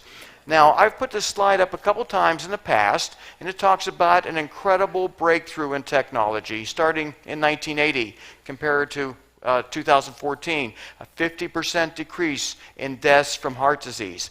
This is a result of improved medical technology and the fact that people are smoking less and some people are watching their diet a little bit better. This is a really major, major advance, but there's a problem that I'm going to tell you about in just a minute. These, again, are the reasons. We're eating healthier. When I say we, the health-conscious people, which are a growing number, we're avoiding foods that we know cause cardiac disease, and there are improved emergency responses. If one of us were to have a heart attack right now, if one of us were to have that happen, well, we could have an ambulance here really quick. We could go to a cath lab at Memorial Hospital, and they could put a stent or do a bypass procedure and literally save our lives. These are the reasons for this huge decline. And if you look at the timeline and the history of cardiac deaths, you can think about people like President Dwight D. Eisenhower, Lyndon Johnson. They did not have access to bypass surgery, to stenting, and they suffered from congestive heart failure for decades until they died of it. But you go from 1876, when it was first discovered that coronary artery blockage is what was causing most heart attacks. It's really remarkable to think that before 1876, they didn't know why people were having heart attacks. And they were having them back then, by the way. But so many people died of infectious diseases that not a whole lot of them lived long enough to suffer heart disease. But from 1876 to 2014, technology kept getting better. And then something happened. Heart attack deaths are surging higher. 2019, the data started to show we're going in reverse. And what is the cause of that? Mainly obesity and metabolic disorders such as type 2 diabetes. And how do we prevent that problem from killing us? Well, I think most of us in this room are doing what we can do, but we can also engage in those healthy eating patterns that you just heard about and the intermittent fasting. Do that. You don't have to be a victim of what's going on right now. And this is occurring in people under age 65. They're starting to have heart attacks again like they were in the 1950s, 1960s when it was at epidemic proportions. So this New England Journal of Medicine article, you can read the entire 10-page article on the website. It may very well change your view as to how often you eat. You might decide, you know what, I can skip a couple meals out of the day and I'm going to be healthier, I'm going to feel better, and it's going to enable me to live long enough to achieve what this organization was set up to do. And that is immortality. And that's the name of a book that came out January 7th, 2020. Immortality, Inc. And this reporter, who's going to be speaking here next month, March 26th, he'll be speaking right here.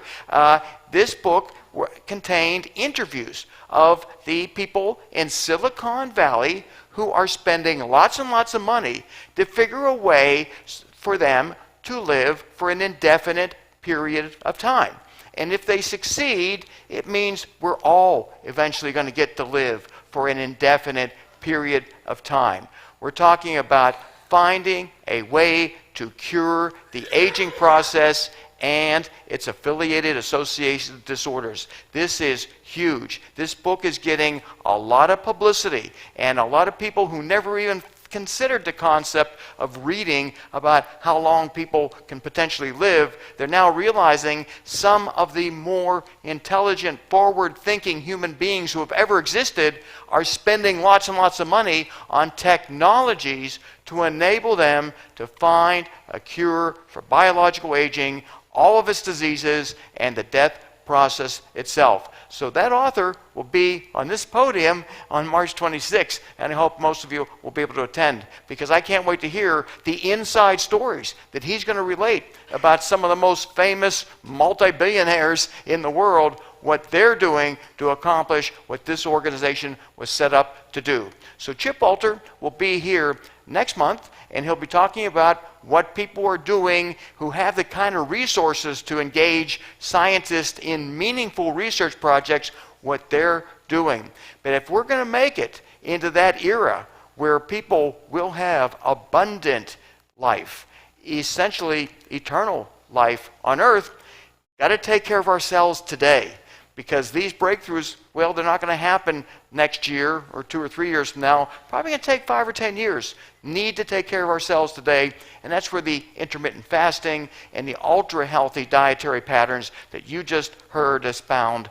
You heard what to do. A lot of you already know it, by the way, but I hope these kind of talks will motivate you. So I think this has been a record turnout. I don't think we've ever had so many people here on a Thursday night event. We had a Sunday afternoon event one time where we couldn't even fit people in, but nonetheless, this has been a spectacular, spectacular event. So I'll be around as usual for people who want to ask me questions about intermittent fasting or anything else that relates to health and longevity. And let's go downstairs and have a nice meal.